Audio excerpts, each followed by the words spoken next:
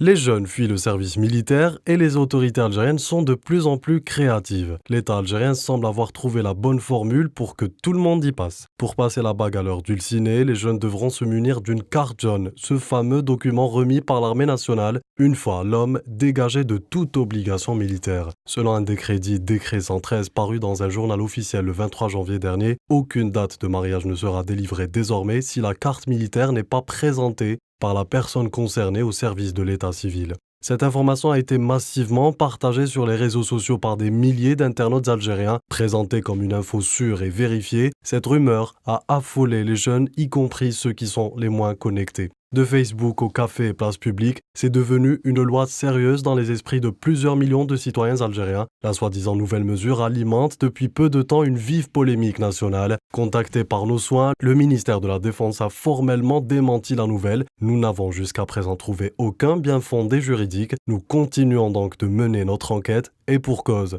Une responsable au niveau du service juridique du secrétariat général du gouvernement, contactée par le site d'info Algérie Focus, a assuré « Nous avons entendu parler de cette rumeur qui fait rage partout dans notre pays, mais à notre niveau, nous n'avons reçu aucun décret stipulant que la carte militaire est désormais obligatoire avant la célébration du mariage. » Et si l'information était vraie, et si ce n'était pas une rumeur, comment la jeune population algérienne réagirait-elle ?